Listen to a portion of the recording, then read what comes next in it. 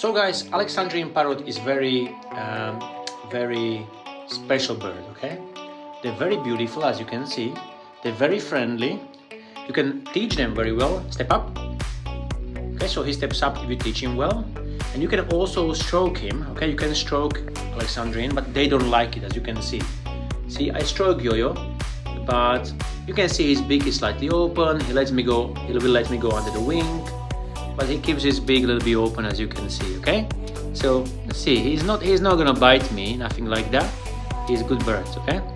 But he still shows me the boundaries, okay? He shows me this is only how much I let you to do, but they're always aware of hands, and they know hands can hurt.